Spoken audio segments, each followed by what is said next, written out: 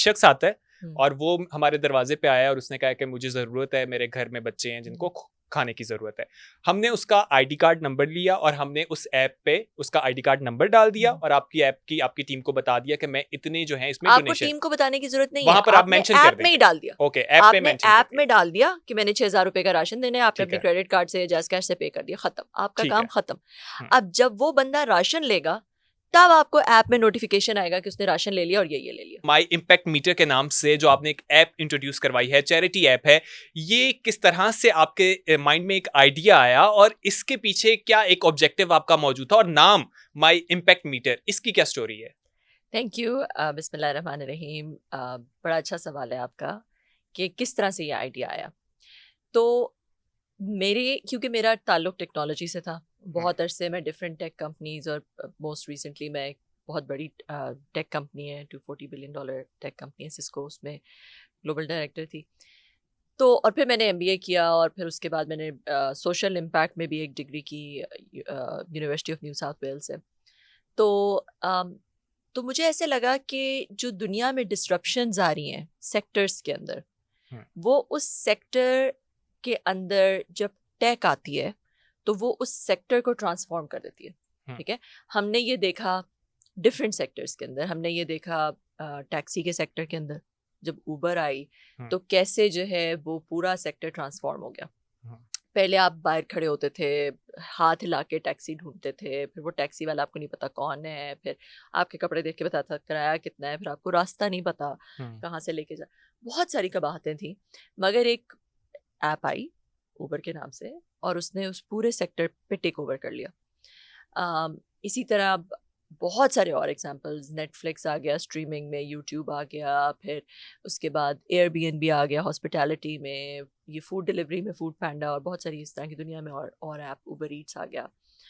तो टेक्नोलॉजी जब भी किसी से, अब देखिए ये जितनी भी कंपनीज हैं ये बेसिकली कोई टैक्सी कंपनी नहीं है, टेक्नोलॉजी कंपनी है। ठीक है, एयरबीएनबी हॉस्पिटैलिटी कंपनी नहीं है, टेक्नोलॉजी कंपनी है, मगर yet it's the biggest hospitality company in the world. ठीक है, इसी तरह नेटफ्लिक्स जो है वो भी टेक्नोलॉजी कंपनी है, कोई मूवी रेंटल कंपनी नहीं है, मगर उसने मूवी रेंटल कंपनीज को खत्म कर दिया। ठीक है, इसी तरह अगर आप अमेजोन को देख लें, started off as a book company. तो कहने का मकसद ये है कि टेक्नोलॉजी किसी भी सेक्टर को ट्रांसफॉर्म कर देती है और उसके अंदर ट्रस्ट ले आती है, विजिबिलिटी ले आती है, फ्रिक्शनलेस उसे कर दे। फ्रिक्शनलेस का मतलब है, ये कंपनीज जो है ना, technology companies, there obsessed with this word frictionless. Frictionless का मतलब होता है कि इंतहाई कन्वीनियंट कर दे किसी चीज़ को, इंतहाई कन्वीनियंट। ठीक है, बहुत सिंपल कर दे। तो ये टेक्नोलॉजी में एक खूबी है कि वो एक चीज़ को, एक सेक्टर को बहुत सिंप्लीफाई कर देती है, कन्वीनियंट कर देती है, उसमें ट्रस्ट ले आती है, उसमें सेफ्टी ले आती है, उसके अंदर विजिबिलिटी ले आती है, उसके अंदर इक्वालिटी ले आती है, उसके अंदर एक्विटेबिलिटी ले आती है। तो मैंने सोचा कि सोशल फिलैंथ्रोपिक सेक्टर, जो चैरिटी का सेक्टर, इसमें सबसे ज़्यादा ज़रूरत है इस चीज़ की। सबसे ज़्यादा ज़रूरत है कि इसके अंदर ट्रस्ट आए, क्योंकि लोग देते हैं पैसे, वो एक ब्लैक बॉक्स में चले जाते हैं, नहीं पता पैसे, उनके पैसों का क्या हो रहा है। अच्छा, सॉरी मैं आपको यहाँ पे कट कर रहा हूँ। आपने ये जो एक चैरिटी ऐप बनाई, इसके पीछे आपका जो आपने कोई ऐसा वाकया देखा, या आपके पीछे भी एक थॉट यही था कि मैंने टेक एक ऐप बनानी है, पैसे कमाना मकसद था, या एक इंसानियत की खिदमत मकसद था आपका? देखो, आई थिंक कि मैंने अपनी ज़िंदगी में उस पॉइंट पर आ गई थी जहाँ पे मुझे लगता था कि मैंने अपनी ज़िंदगी में कुछ कर लिया हुआ है। अब ठीक है, एक बड़ी कंपनी में थी, एक अच्छी पोजीशन पे थी, अच्छे पैसे कमा लिए थे, जो आपके ज़िंदगी के गोल्स होते हैं ना कि अच्छा मैं ये कर लूँ, वो मैंने कर लिए हुए थे, घर बनाना, ये उस टाइप की चीज़ें कर ली थी। तो मुझे ऐसा लगा कि अब मुझे कोई ना कोई लेगेसी छोड़नी है अपनी, कुछ ना कुछ जो है वो गिव बैक करना है, कि आपकी ज़िंदगी तो थोड़ी सी है, छोटी सी है, आपने आगे भी जाना है, अल्लाह को भी फेस करना है। अल्लाह ने आपसे कहना है जी मैंने तुम्हें ये भी दिया, सलाहियतें भी दी, ये भी दिया, पैसा भी दिया, अक्ल भी दी, एजुकेशन भी दी, क्या किया तुमने उसका? तो मेरा ख्याल है कि मुझे लगा कि इनफ नहीं होगा मैं कह दूँ जी बस मैंने थोड़ा कुछ चैरिटी कर दी, दैट्स नॉट इनफ। क्योंकि जितना जो अल्लाह ताला देता है उसके हिसाब से फिर आपसे उसका हिसाब भी लिया जाता है ना। बिल्कुल ऐसे ही। तो मुझे लगा कि I have to give more, और वहाँ से फिर मैंने सोचा कि क्या, फिर मैंने डिग्री कर ली सोशल इम्पैक्ट पे। मुझे पता चला कि इस सेक्टर में बहुत सारे गैप्स हैं, सेक्टर में बहुत सारे मसले हैं, सेक्टर में विजिबिलिटी के इश्यूज़ हैं, ट्रस्ट के इश्यूज़ हैं, ये सेक्टर कॉस्टली बहुत है। NGOs जब पैसे रेज करना जाती हैं तो उनको बहुत सारे पैसे लगाने पड़ते हैं, मतलब they have to spend $6 to $7 to raise $10। और तो आमतौर पाकिस्तान में ये पे नंबर $3। पाकिस्तान में आमतौर पे एनजीओस के जिक्र आता है तो ये भी समझा जाता है कि एनजीओस जो हैं वो सिर्फ पैसा कमाने का एक जरिया बन चुका है। आमतौर हाँ में पाकिस्तान में ये तासुर भी जाता है। तो जब आप अपनी एक जर्नी आपकी चल रही थी, आप डोनेशंस करती थी, तो आपको डोनेशंस के दौरान भी कोई ऐसी चीजें आपने देखा कि गैप यहाँ पर मौजूद है, या कोई ऐसे फ्रॉड्स भी आपके साथ हुए डोनेशंस में, तो उसके बाद आपने सोचा कि इसका हाँ, कुछ किया नहीं जाए? फ्रॉड तो नहीं हुए, हम्म, मगर ये और अब जब से मैं एनजीओ सेक्टर में काम करना शुरू किया है, हमारे प्लेटफॉर्म पे हमने एक मार्केट प्लेस बना दी एनजीओस की। 100 से ज़्यादा एनजीओस है माई इम्पैक्ट मीटर पे इस वक्त। हम्म, तो हमने ये देखा है कि बहुत एनजीओस बहुत अच्छी भी हैं, बहुत हम्म, अच्छे ऐसे लोग हैं। अब मैं आपको बताती हूँ, डेफ वेलफेयर एसोसिएशन है जिसमें एक खातून उसे चला रही है, क्योंकि उसके अपना भाई डेफ था, उसकी अपनी फैमिली, उसकी माँ डेफ थी, तो उसने वो डेफ वेलफेयर एसोसिएशन चला रही हैं। हम्म, इंतहा की डेडिकेटेड खातून है। इसी तरह बहुत सारे और मेंटल हेल्थ के ऊपर कुछ ऑर्गेनाइजेशंस हैं जिनके अपने बच्चा मेंटली डिसेबल्ड था या हम्म, कुछ, तो उन्होंने वो शुरू कर दी।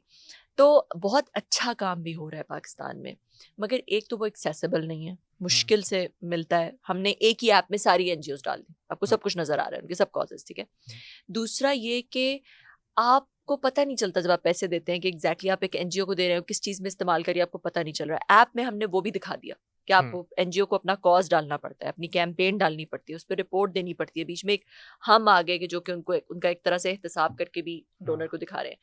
तो ये चीज़ें जो है वो एक कह लो कि एक ट्रस्ट का बहुत बड़ा फुकदान था।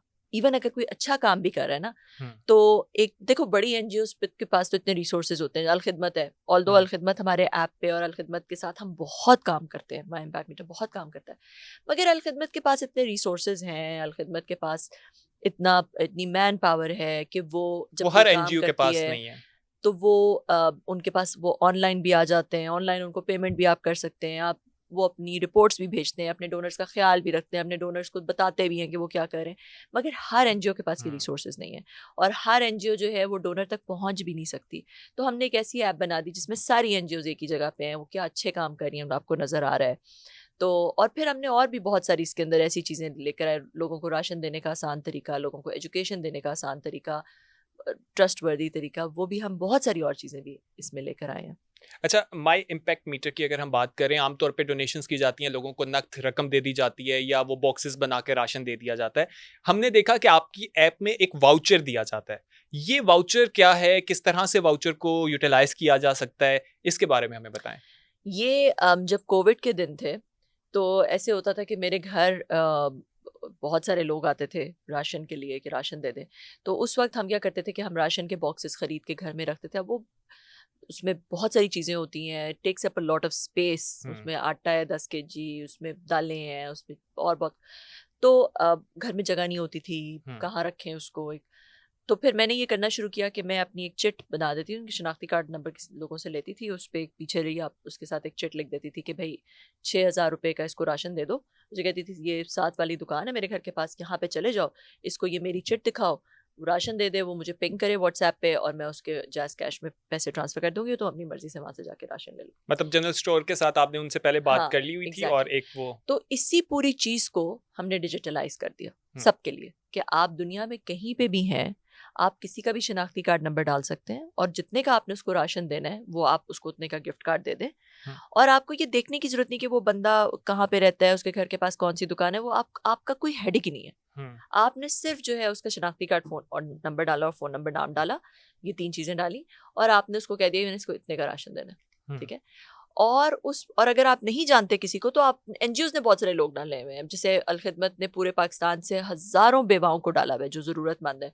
उनमें से किसी बेवा को आपने चूज़ करके अपनी लिस्ट में डाल लिया, अपना बेनिफिशियरी बना लिया, और आपने उनको 6,000 रुपये, 7,000, जो जितना कभी आपने राशन देना दे दिया। अब उनके पास एक एसएमएस जाता है, जो बेनिफिशियरी है उसके पास एक एसएमएस जाएगा। ठीक है। उसके पास कोई स्मार्टफोन होना ज़रूरी नहीं, कोई भी नॉर्मल फ़ोन, उसमें एक एसएमएस चला जाएगा, और उसमें उसके घर के करीब वाली दुकान का एड्रेस होगा कि यहाँ से जाके राशन ले ले।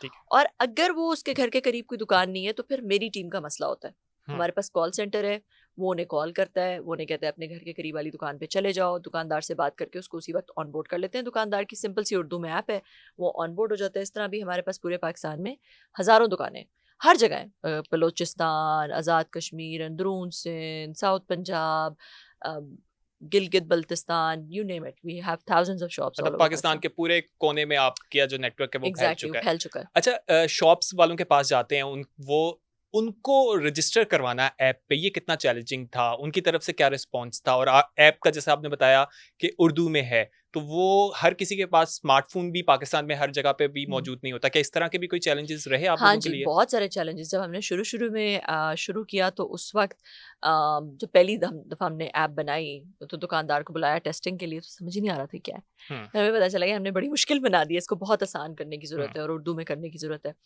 तो फिर हमने फिर उसको काफ़ी एक लंबे प्रोसेस के थ्रू गुजरे कि जिसमें हमने उसको बहुत ही आसान किया दुकानदार के लिए।